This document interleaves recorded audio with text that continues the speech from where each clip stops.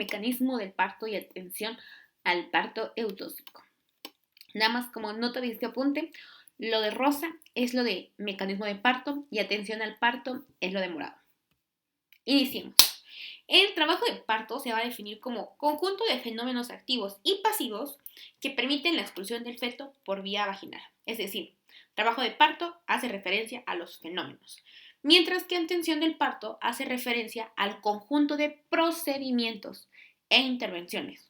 O sea, lo que tú haces.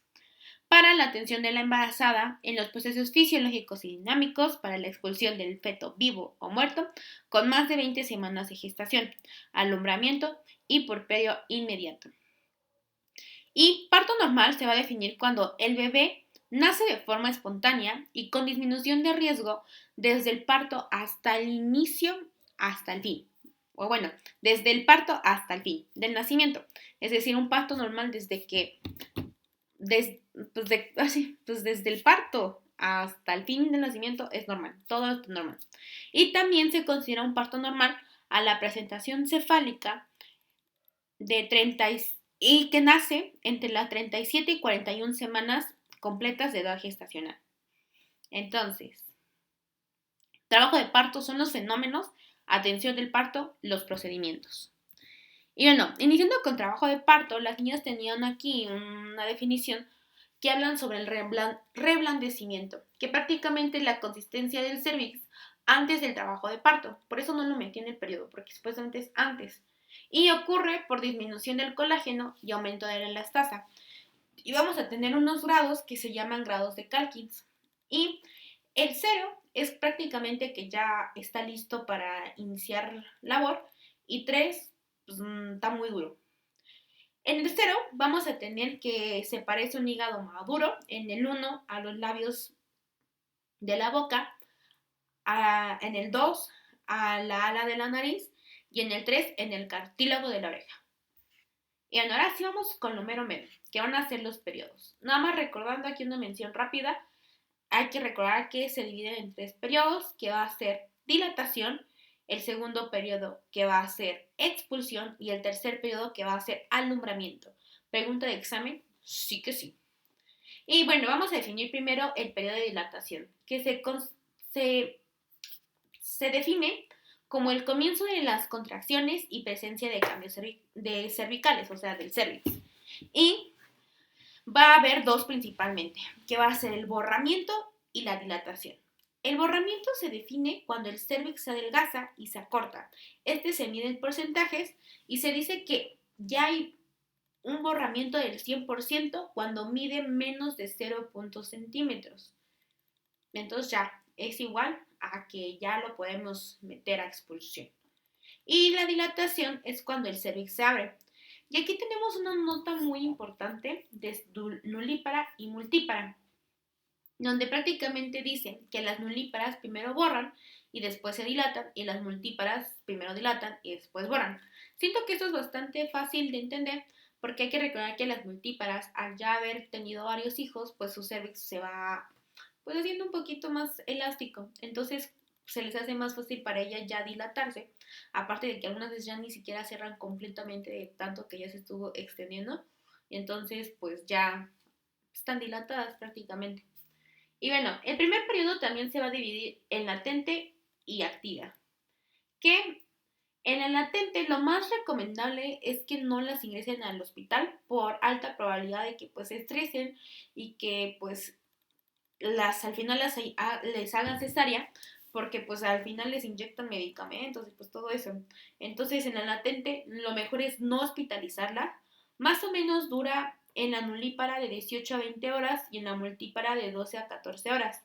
Y se define como latente cuando tiene contracciones irregulares, cuando su diámetro es menos de 5.5 y tiene borramiento del menos del 50%.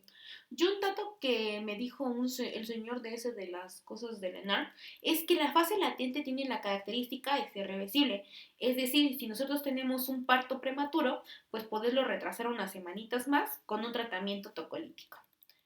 Y las contracciones aquí no te la tengo así el dato así de que te lo aseguro porque lo saqué de internet, pero se considera que en la latente las contracciones son menos de 3 en 10 minutos. Y en la atención al trabajo de parto, lo mejor aquí es la observación y comunicarte con el paciente de por qué no puedes ingresar al hospital, de que pues la vas a someter a estrés y pues al final va a ser necesaria cuando no lo merece. Entonces mejor aquí la atención es hablar con ellos. Ahora sí vamos a pasar con la fase activa, donde aquí va a haber contracciones regulares. Esa es la diferencia con el otro. En la otra eran irregulares y estas son regulares. Con una dilatación más de 5 centímetros y borramiento más del 50%. Aquí la nulípara puede durar de 8 a 12 horas y la multípara de 5 a 12 horas. En conclusión, las multíparas siempre van a durar menos, o sea, como que a todo lo hace un poquito más rápido. Y aquí tenemos un esquema donde podemos ver la fase latente en cómo aquí, por ejemplo, aquí supuestamente a las 6 horas tienen una dilatación de 4 centímetros.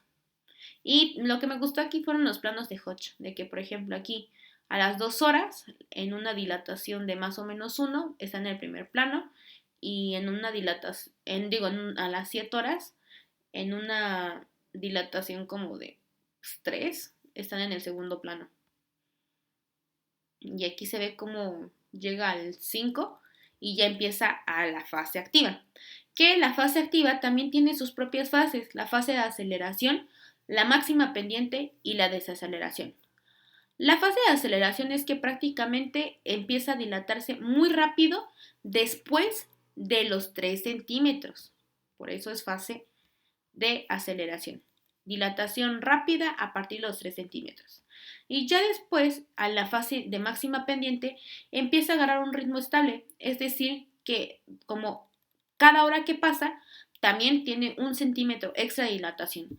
Esto es algo bastante importante porque Pau dijo que con esto nos podemos como que más o menos orientar de que sí realmente nuestro paciente está en aceleración, porque si le haces varios tactos, o bueno, no varios porque no es lo mejor, pero si le haces unos tactos como que sí se debe de ver una diferencia si ya está en fase activa.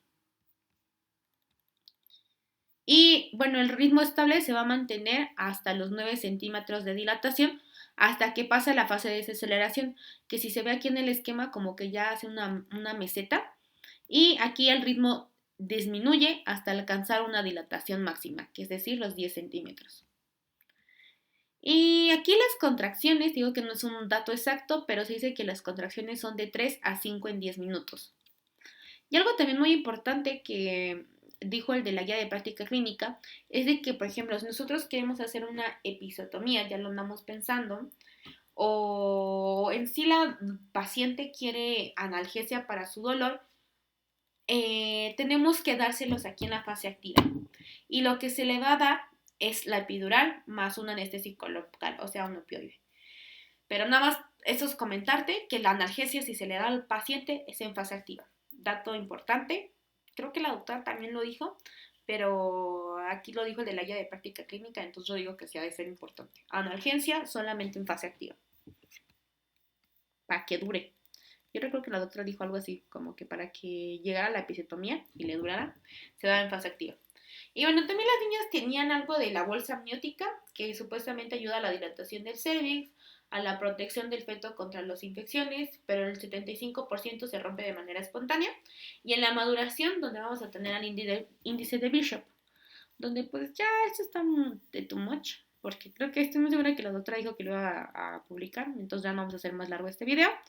Nada más decir esto, lo que estamos diciendo, menos de 5 es inmaduro, más de 5 es maduro. Hasta aquí, miren, aquí también en la puntuación del índice de Bishop también es más 5 y menos 5. Qué chistoso.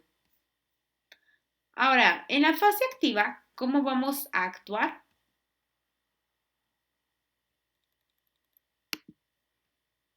Ay, ahí se me entró. Bueno, primero que nada le vamos a estar checando a nuestra paciente los signos vitales, la temperatura, frecuencia cardíaca y la presión arterial. Y esto se va a hacer al inicio y a las 4 horas. También se tiene que hacer una palpación uterina y tenemos que hacer una medición del fondo uterino y también tenemos que checar la situación y presentación, que prácticamente lo vamos a hacer con las famosísimas maniobras de Leopard. Nada más recordar, situación es la relación del eje del feto con la madre, es decir, si viene pues transversal o longitudinal, y la presentación es si viene podálico o cefálico, pero pues es hacer todas, ¿verdad? Ya, ¿qué le hacemos? También una nota que tenía ahí de esa clase de la doctora que dijo que la frecuencia fetal cardíaca se hace cada 1 hora como vigilancia, cuando está en trabajo de parto cada 30 minutos y cada 15 en el periodo expulsivo. Lo pude haber puesto separado, pero ya lo quise poner aquí junto para que no se hiciera tan difícil y pudieras ver el cambio. Cada hora la vigilancia, después cuando ya está en trabajo de parto se hace cada 30 minutos y en el periodo expulsivo cada 15. También hay que estar ofreciendo en esta fase apoyo emocional a las pacientes, hay que estar observando sus contracciones cada 30 minutos. Y bueno, algo que dijo el señor en la guía de práctica clínica es que el registro topográfico cardiotopográfico, solamente se le hace en pacientes que creas que pues tienen un embarazo de alto riesgo. Después de ahí, el registro cardiotopográfico no es algo de rutina. Otra cosa importante que se tiene que hacer durante esta fase es la auscultación fetal. Y esta se tiene que hacer luego de la actividad uterina, por lo menos 1 minuto después. Estarle ahí checando. Y el tacto vaginal. En la guía de práctica clínica, cuando el señor decía cada 2 horas, pero nosotros pusimos o consideramos que cada 4. Entonces, el tacto vaginal se hace cada 4 durante la fase activa o más si es necesario. En la nulípara se tiene que sentir pues, los 6 y en la multípara 4. Eso sí no entendí, pero no creo que sea importante. Y bueno, ¿por qué se hace el tacto? Para sentir el cervix, la bolsa amiática y la presentación. Sí, no me acuerdo por qué lo puse, la verdad. Pero no creo que sea importante. Estoy muy segura que esto fue extra.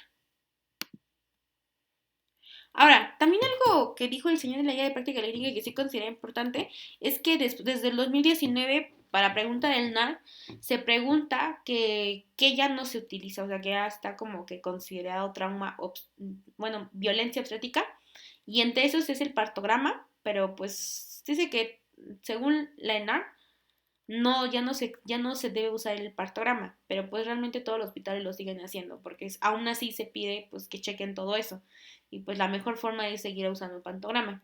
También lo que ya no se puede hacer es la perimetría, ya si ya viste ese video ya viste que es bastante como que, ay, movimientos por dentro, ay, está re feo. Tampoco tiene que ser la tricotomía, la oxitocina solamente si hay indicación, enemas, ni sondaje, ni amniotomía, ni antiespasmódicos. Ahora, ¿qué vamos a hacer si hay un retardo en la dilatación? Pues ya como dijimos, la amniotomía no. También la doctora dijo que la amniotomía no, entonces nos brincamos eso. Lo que tenemos que hacer es una exploración vaginal cada 2 horas y si no hay, y bueno, más bien, y si dilatación es menos de 1 centímetro, ya hay que estimular con oxitocina. Esto lo dijo Day, de que si vemos que no se está dilatando, hay que hacer la exploración menos cada 2 horas y si no aumenta más de 1 centímetro, oxitocina. La dosis inicial es de 0.5 a 1 miliunidad en 1 minuto intravenoso en infusión continua. Y el ajuste va aumentando de 1 a 2 miliunidades en 1 minuto cada 30-60 minutos hasta alcanzar las contracciones adecuadas, que van a ser de 3 a 5 contracciones en 10 minutos. Ah, fíjate, entonces lo dijimos. Y aquí está el dato. Lo adecuado para ya hacer el periodo de expulsión es de 3 a 5 en 10 minutos. Pues más o menos yo encontré 5 a 6. Quedémonos en 5. Puede ser ya, de a una. Bueno, y tú lo que consideres, pero pues ya aquí estaba el dato que yo quería saber. Entonces, ya vamos a pasar al... Ah, no, me faltó esto, ¿verdad? Si después de las 4 horas de que ya les pusiste la oxitocina falló, ya es indicación necesaria. Entonces esto es por si no dilata. Ahora vamos con el periodo de expulsión. Que esto es pregunta de examen. ¿Cuánto dura el periodo de expulsión? Puede ir de 30 minutos hasta 120. Nosotros lo consideramos 120, entonces si quieres nomás aprende 120. Y inicia con la dilatación completa, que son más de 10 centímetros, y concluye con la expulsión del feto. Como ya vimos, va a haber unas contracciones de 3 a 5 en 10 minutos, pero pues yo encontré de 5 a 6 en 10 minutos. Y de hecho yo esto de 5 a 6 para que veas sí lo encontré como dato aislado, pero no supe de dónde era. Y pues ya investigándolo era de aquí, pero pues bueno, ahí te lo dejo en consideración esto. Si no, apréndete el 6, estoy muy segura que sí vi el 6. Y bueno, hablando de la expulsión, va a haber en la expulsión movimientos. Y si tú me preguntas qué me tengo que aprender, yo te diría que nada más esto. Te lo voy a explicar cada uno, pero esto es lo importante, que sepas el orden. Que primero es el encajamiento, cómo desciende, que después de que desciende hay una flexión, rotación interna, después se vuelve a extender, después hay una rotación externa y después la expulsión. Y de hecho, el señor de la guía de práctica clínica dijo que lo más preguntado es que les pregunten qué va primero, si la rotación interna o la rotación externa. Entonces, se encaja, desciende, se flexiona para poder pasar, después se rota internamente, después se extiende y después se rota externamente y ya después se expulsa. Bueno, hablemos de una a una. Primero vamos a hablar de la acomodación o encajamiento, donde prácticamente la cabeza del bebé queda con el estrecho superior de la pelvis y la fontanela menor queda lateralizada. Y pues nada más recordar que la fontanela menor es la que tiene forma de triángulo. Y bueno, aquí en la acomodación de encajamiento puede ser de diferentes formas, diferentes posiciones. Y la dirección de la cabeza del feto va a estar con relación a la pelvis en la presentación cefálica, obviamente. Y aquí el punto de reparo o el punto que debemos identificar va a ser el occipucio o la fontanela menor o posterior, que es la que tiene forma de triángulo. Y pues bueno, aquí nada más para que se vea el occipucio y aquí está la fontanela menor. Ni ya. Ahora, vamos a explicarte lo de esa cosa que estuvimos bien confundidas ese día. Y bueno, nada más para aquí iniciar. Anterior se va a considerar las pulvis o las espinas ilíacas y posterior va a ser el sacro. Ya después de ahí vamos a estar identificando hacia dónde se mueve el triángulo. Por ejemplo, aquí. La forma o la nomenclatura va a ser siempre occipito ilíaco, occipito ilíaco. Y ya después vamos a ir viendo, por ejemplo, si gira hacia la derecha va a ser occipito ilíaco y aquí tenemos que está hacia las crestas ilíacas y entonces sería anterior. Aquí ya cambió y ya no está en ninguno, ni en las crestas ilíacas ni en el sacro y entonces es transverso, pero sigue hacia el lado derecho. Aquí continúa en el lado derecho, pero ya está más hacia posterior. Entonces ya decimos occipucio derecho posterior. Ahora, después aquí ya está totalmente viendo hasta a las crestas, más bien al sacro, y entonces ya se considera occipito ilíaco posterior. El triángulo ahora ya está viendo todavía posterior porque todavía está viendo hasta el sacro, pero ya más en dirección izquierda, entonces occipito ilíaco izquierdo. Ya después continúa al transverso, porque pues ya está como bien a la mitad, pero pues si te das cuenta aquí el triángulo todavía está hacia la izquierda, entonces occipito ilíaco izquierdo transverso. Y aquí está viendo hacia enfrente, entonces anterior, y está viendo hacia la izquierda, entonces occipito izquierda anterior. Aquí te puse una pequeña conclusión para que no te avientes todo este choro. Ah, y bueno, nada más decirte aquí que otro nombre o otra nomenclatura del anterior es occipito púbico, pues porque estamos la pubis, y acá es occipito sacro, porque está viendo hacia atrás. Y bueno, te digo que para conclusión, no te aprendas todo eso, solamente se escribe así, occipito ilíaco, me faltó aquí la palabra ilíaco, derecho y después anterior o posterior. Creo que no es tan difícil, nada más entenderle. Si no lo entendiste, ahí me avisas, ¿no? Y bueno, aquí hay unas notas sobre saber que el occipucio anterior es la mejor para que salga, ya sea esta o esta, pero pues occipicio anterior. Y los occipicios occipito ilíaco posterior van a ser los más dolorosos y más difíciles. Y de hecho aquí encontré que se le pueden conocer también como cara de sol, porque el sol hace referencia al sacro. ¿Importante? No, pero sí que sepas que los occipicio anterior van a ser las mejores formas, porque rotan menos, que esto es lo que vamos a hablar. Ahora vamos a hablar sobre el descenso, donde prácticamente es la presión del miometrio. Aquí hay una contracción en el fondo del sac, bueno, en la zona del fondo y cuerpo de uterino. Entonces, descenso es porque se contrae el útero prácticamente, el fondo del útero. Ya después va a estar la flexión, donde se puede mejor ver aquí, donde prácticamente ve el cuello aquí del bebé y acá. Lo que hacen es pegar su mentón a su pecho y esa es la flexión. Eso lo hacen para disminuir su diámetro y pues pasar por el, ¿cómo se llama? Por la pelvis. ¿Qué es la pelvis falsa, no? No, pelvis verdadera. Ah, pues sí. Ay, creo que estaba pensando en pelvis verdadera, pero pues por andar dudando de mí. Por la pelvis verdadera, que va a ser la menor. Ahora vamos también a hablar de la rotación interna, que prácticamente el bebé rota su cabeza para colocar el occipucio detrás de la sínfisis de pubis. O sea, el propósito es ponerla aquí. O sea, al final va a quedar en lo anterior. Y por eso es mejor que sea anterior, porque por ejemplo, si está de derecho o a izquierda, ve lo que tiene que girar, pues poquito, 45 grados y acá 45 grados.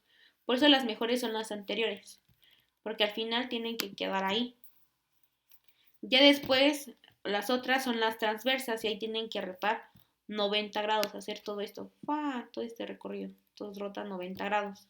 Y las más difíciles van a ser las posteriores, porque estas tienen que rotar hasta 135 grados. Entonces, la más fácil es que salgan las anteriores y las más difíciles que salgan son las posteriores. Eso es lo único que quiero que te aprendas aquí. Ahora vamos a tener la extensión, que prácticamente es pasar por el periné. Y aquí lo que va a pasar es que la cabeza se va a estirar, es decir, se va a desflexionar y se va a poner en una posición neutra. Y aquí lo podemos ver. Extensión. Ahora vamos con rotación externa, que se dice que después de pasar por el canal del parto vaginal se va a orientar al bebé en sentido antero-posterior. Y lo que pasa es que se pone los hombros uno detrás de la sínfisis del pubis, que va a ser el anterior, y después el otro, que va a estar delante del sacro, que va a ser el posterior. Y después la expulsión. Primero se va a sacar el anterior, es decir, el que está hacia la sínfisis de pubis, y después el otro, el posterior, que está adelante del sacro. Y después sacamos el resto del cuerpo, pero protegiendo los hombritos, recuerda.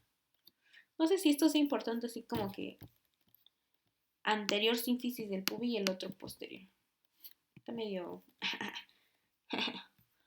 Ahora, hablando de la expulsión, vamos a tener muchas cosas que hacer por aquí.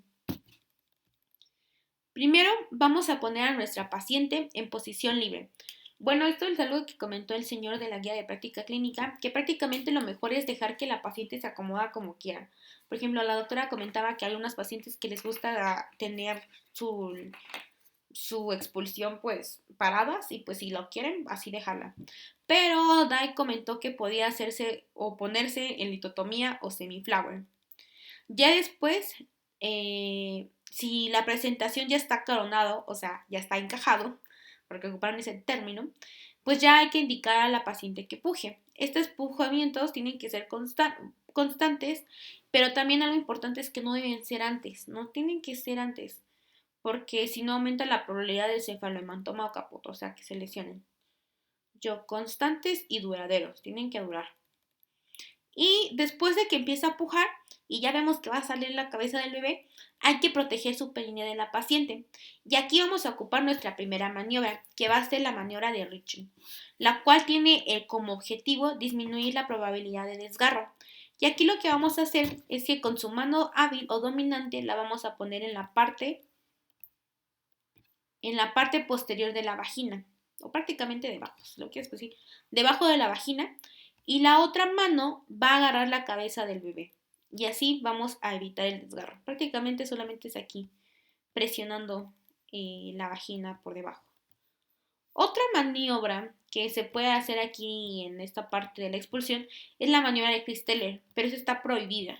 Nomás aquí lo menciono porque pues ya sabes cómo es, que prácticamente el doctor se coloca al final del fondo uterino por el pecho de la madre y va a presionar ¡pam! Para que salga bebé. Pero esta ya no se hace por la probabilidad de ruptura uterina, entonces mejor no. Pero tú ya sabes toda esta historia de que si se hace o si no se hace. Maniobra de Christeller, nomás recuerdo el nombre. Christeller, no. Y después de aquí, en caso de que no salga el bebé, que no salga con lo del Ridgen, o pues no salga en sí, pues tal vez podamos pensar en una episiotomía. Pero, ¿qué es una episiotomía? Esta va a ser la incisión del periné para aumentar la apertura vaginal durante la última parte del periodo expulsivo. Aunque la episiotomía no está indicado para cualquiera. Esto tiene que tener indicaciones específicas. Y para esto hicimos una mnemotecnia, que es deprimido, que va a ser distosia en el hombro, parto poládico, periné rígido o longitud corta, parto instrumentado, feto macrosómico o OP o posición persistente. O sea, posición posterior persistente. De que no giro bien. Y también, además de las indicaciones, es importante que sepas que existen tipos, que va a ser la de la línea media y la media lateral. Prácticamente, si me preguntas, yo te diría que nomás te aprendas de la episiotomía esto.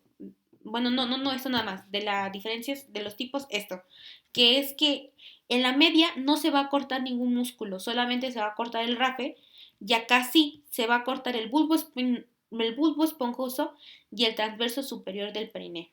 Ahorita se me olvidó poner aquí, según yo te iba a poner la imagen. A ver si lo encuentro rápido. Ah, chinga, no tiene mis imágenes esta. Aquí está. El bulbo esponjoso y el transverso superficial del periné. Y aquí te lo quiero poner. El bulbo esponjoso y el transverso superficial. Como que ya viéndolo aquí en la imagen, pues si dices no, pues sí los corta. Ha de ser por aquí la incisión. Y ya.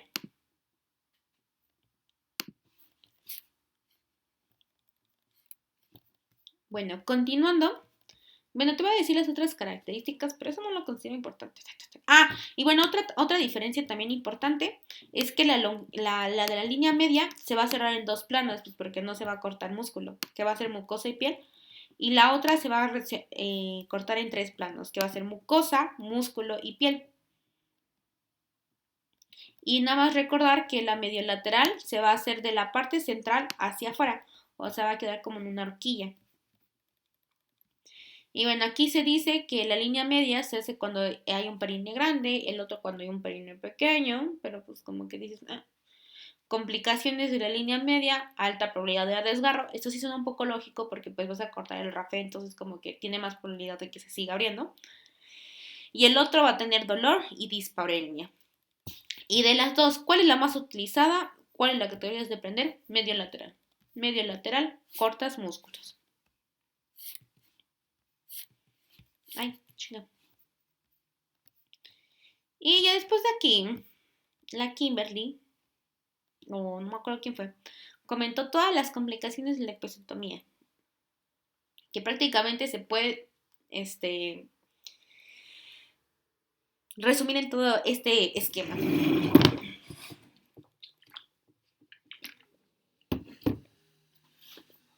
Que va a haber infección, desgarro, desinesia y hematoma. Todas estas van a ser Complicaciones inmediatas y frecuentes. En la infección, pues podemos tener dolor en el sitio de episiotomía, secreción purulenta, fiebre y edema. Lo importante de esto es que se le tiene que hacer el desbridamiento, la limpieza al menos 2 veces al día y antibicoterapia. Esto lo dijo el señor del video, que se le da cefalosporina de tercera y segunda generación o aritro o clindamicina. Es lo único que comentó el señor del video, ¿eh? Ya las dos otras complicaciones ni las tomó en cuenta. Y también yo siento que esto no es como que muy relevante, pero te lo voy a contar. Ya después del desgarro va a haber la lesión del periné con o sin sangrado y va a haber estadios, que es el 1 que solamente daña piel, 2 que ya daña músculos perianes pero sin dañar el esfínter, 3 que ya daña al esfínter y los músculos, aunque aquí es como depende al grado de la afectación del esfínter. Menos del 50 es A, más de 50 es B y desgarro y C es cuando ya hay afectación del esfínter anal interno. Y al cuarto ya es el daño del perineo involucrando al esfínter anal completo, tanto externo e interno, pero también al epitelio anal. Nada más para que lo sepas. Y la disinesia, que va a haber presencia de sangrado, abombamiento en el perineo sin datos de infección. Y ambos, tanto el desgarro y la disinesia, va a haber una resutura en grado 2 o 3 si la herida está libre de infección, celulitis y exudado, o sea, resutura. Y el hematoma, que prácticamente va a ser la episiotomía con heridas, con pérdida de la continuidad o bordes no afrontados. Y aquí prácticamente es ser expectante y pues darle tratamiento antiinflamatorio. Importante, yo digo que pues nomás la infección, que hasta el señor sí la comentó, tal vez. O a lo mejor que tenga, bueno, los nombres, infección, desgarro, disinesia y hematoma. La verdad, yo sí me lo dudo. También aquí puse las complicaciones tardías, pues ya, nomás las mencioné. Que pueden ser las adherencias, endometriosis sobre la herida, el quiste de Bartolini y las fístulas. Yo siento que las fístulas ya sería como lo peor que te puede pasar. Y bueno, vamos a pasar a la última parte de la episiotomía, que es la episorrafia, que prácticamente es la sutura de la episiotomía o de un desgarro. Y lo importante de aquí, ya te lo puse así ya muy corto, es que se hacen 3 pasos, así en orden. Primero arreglas la mucosa, después los músculos y después la piel. La mucosa dijo la doctora que lo mejor es hacerlo con briquil, con una sutura reabsorbible y es sutura continua y se hace 1 centímetro por arriba de pues, la lesión. Y después va los músculos, que prácticamente la sutura es separada, y la piel, que puede ser subdérmica o puntos interruptidos. Lo importante es que de la mucosa vaginal se ocupa briquín. Después de ahí, mucosa, músculo, piel. Mucosa, músculo, piel. Mucosa, músculo, piel. Y después los tiempos, que es precoz, tardía o secundaria. Precoz es inmediatamente después del parto, tardía de 12 a 24 y secundaria es que a lo mejor ya le hicieron la episiotomía, pero tuvo alguna enfermedad, infección, hematoma, no sé. Y pues se la tienen que volver a hacer por X o Y razón. Y bueno, eso es todo de el segundo periodo de expulsión. Si tú me preguntas qué te tienes que aprender de aquí, estas fases. Creo que esto es bastante fácil de aprender, de entender, entonces como que no más eso. Acá lo que te digo que si puse anterior es lo mejor, porque tienen que rotar menos. Y a lo mejor aquí más o menos aprenderte lo de los hombritos. No sé qué tan importante sea lo de sínfisis de pubis anterior y delante sacro posterior. Eso. Y lo de la episiotomía. Lo de la maniobra de Regen, obvio. Eso sí está de ley, que se hace en la fase de expulsión. Y lo de la episiotomía, las indicaciones, yo digo que también eso sí es importante, porque no cualquiera se le hace. El tipo, que es la mediolateral, y sus características, nada más de esa. Y esto, lo de los pasos de la episorrafia. Mucosa, músculo, piel. Mucosa, músculo, piel. Y la mucosa es con briquil. Tal vez el tipo, por el tiempo, está un poquito medio dudosón de que lo pregunte. Y ahora vamos a pasar con el tercer periodo, que va a ser el alumbramiento. Este va a durar más o menos 30 minutos y se va a definir o va a ser aquel que comienza con el pinzamiento del cordón hasta el alumbramiento, es decir, la expulsión de la placenta. Aquí es pregunta de examen sí o sí. La doctora lo preguntó, lo va a preguntar y nos lo dijo así de que hasta escribió en el pizarrón, que eso es como un milagro. Entonces, el manejo activo del alumbramiento va a ser aplicación de oxitocina. Y esta es la razón por la que lo puse aquí. Porque yo no puse aplicación de oxitocina, pero hasta el de la guía de práctica clínica lo mencionó. Que la oxitocina se considera un uterotótico.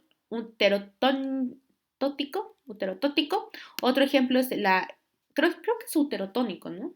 Bueno, no sé. Otro es la ergonovina, o sea, si no hubiera oxitocina. Y esta tiene que ser intramuscular o intravenosa, que van a ser 10 unidades, o sea, 2 ampolletas, cuando sale el hombro anterior, oxitocina, hombro anterior.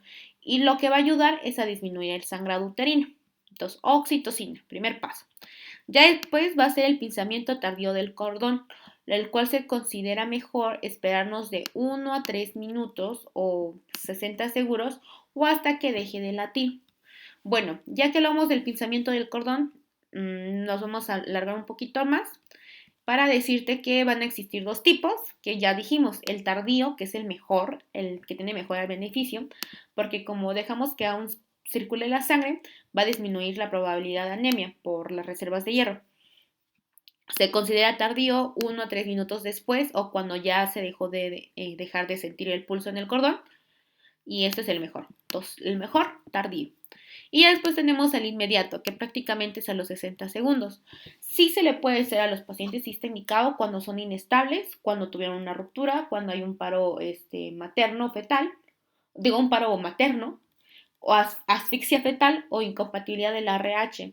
Esto de la incompatibilidad del ARH es para evitar que pues la sangre de la madre entre al bebé y pues ya tú sabes toda la enfermedad de la ARH y ¿cómo se llama? Ay, se me olvidó el nombre de cuando se ponen amarillos. Ay, ictericia. Y la ictericia. Y esto, de hecho, en la compatibilidad de ARH solamente se tiene que pisar el extremo frontal. Ahora, ¿cómo es esto del pinzamiento umbilical? Prácticamente el primer pinzamiento va a ser a 2 a 3 centímetros alejados del ombligo del recién nacido. Ya después de la primera pinza, a la segunda pinza tienen que pasar 10 centímetros y se hace un corte a la mitad de los dos. Después de eso se le pone una abrazadera al cordón umbilical del bebé, de la parte del extremo proximal, o sea, la parte del bebé, y se le llama abrazadera de barro. Nomás quería decir abrazadera de barro, para que lo vieras. A eso se le llama abrazadera de barro. Y bueno, ahora vamos con el tercer paso del manejo activo del nombramiento, que prácticamente es la atracción gentil de la placenta. Y esto lo vamos a hacer con el Brand Andrews, el Dublin y con el Crede. Y bueno, esto no lo dijo la doctora, o no sé si sí o si no, yo no agarré esto, pero lo encontré en una imagen de Facebook y ya lo estoy investigando. Y sí, al parecer así es el orden. Hay orden para hacer estas maniobras. La primera maniobra que se va a ser Dublín. Y esta se empieza a ver, o se empieza a hacer, cuando se empieza a ver que ya se está saliendo la placenta. Y lo que se hace, que es que cuando ya vemos que está saliendo la placenta por el introito vaginal, vamos a empezarla a girar sobre su propio eje, en sentido de las manecillas del reloj. Y también a la vez tenemos que estar haciendo tracción. Entonces, Dublín, girar sobre su propio eje, con la funcionalidad de desprender la placenta. Entonces, ya después de desprendida, vamos a hacer una tracción controlada y lo vamos a hacer mediante la maniobra de Brand Andrews, que prácticamente va a ser la tracción de la placenta. Esto se va a hacer con la mano hábil y con tu otra mano vamos a poner la mano en el ombligo, en el abdomen, presionándolo para que pues podamos sacar poco a poco la placenta. Y al final vamos a hacer la maniobra de Crede, que esta dicen que no está recomendada, que esta solamente se hace si no se pudo desprender la placenta porque es bastante dolorosa. Y lo que pasa es que se va a tener que aprender el fondo uterino, o sea, vamos a apachurrar la panza a la mamá. Y esto va a ser para pues, desprender la placenta de mejor forma. Pero si se hace es porque estas dos no jalaron, o sea, porque hiciste Dublín y Brand Andrews y no jaló. Ya se cree. pero no es muy recomendable porque es muy dolorosa, muy dolorosa. Entonces, Dublín, Brand Andrews. Dublín, Brand Andrews. DB, como de deber. Primero D y después la B. Deber. ¿Qué debes, tío? Gilipollas. Deber. Ahora vamos a hacer ahora vamos a hablar del desprendimiento de la placenta, pero con el mecanismo de trabajo de parto, que prácticamente es el alumbramiento. La placenta va a estar sujeta a una decidua basal mediante los tabiques y los... bueno, miren esto, eso no es importante. Nada más quiero que sepas que el alumbramiento puede ser de dos formas, de dos formas, que puede ser con el de Schultz y del Duncan. El más utilizado, o más bien, el que más aparece es el de Schultz, que es en el 80% de los casos. Aquí lo que pasa es que va a haber un desprendimiento central, es decir, se va a jalar de aquí para abajo, así como si fuera un émbolo. Y aquí se puede empezar a formar sangre, aquí adentro. Esto se le va a llamar hematoma retroplacentario porque está detrás de la placenta, con el objetivo de empujar la placenta hacia abajo. Y cuando sale la placenta hacia abajo, lo primero que vamos a observar va a ser la cara fetal. Y ya después de eso va a existir un sangrado. O sea que aquí prácticamente puede sangrar dos veces. Y ya después acá, en la de Duncan, que ocurre en el 20% de los casos, lo que pasa es que hay un desprendimiento por un borde, entonces va a haber mucha sangre antes de la expulsión. Y lo que vamos a observar va a ser la cara materna, porque se van a ver aquí lo que dijimos arriba. ¿Cómo se llama? La de Sid Websel. Ahora, ya terminando con esto del mecanismo del trabajo de parto, se va a hacer la hemostasia después del alumbramiento. Esto lo hace la misma mamá y puede ser, o existe de dos tipos, que es el miotaponamiento y el trombotaponamiento. El miotaponamiento, eso es muy importante porque si no sucede el miotaponamiento, es una causa de hemorragia obstétrica, que prácticamente aquí lo que pasa es que el miometrio tiene que estrangular las arterias espirales para que disminuya el flujo sanguíneo. Porque si no, sangre. Entonces el miometrio estrangula las arterias espirales. Y ya después viene el trombotamponamiento, que prácticamente es que se unen las tromboplastinas, se activa la coagulación y se empiezan a crear trombos. Y aquí como nota, la doctora dijo que si hay hemorragia después de las 2 horas, hay que evaluar la atonía, es decir, que no haya contracciones, que el útero no se contraiga después del parto y no se cierren las arterias uterinas. También hay que evaluar que no haya restos placentarios o alteración en la coagulación. Y bueno, eso es todo. Bye, besos.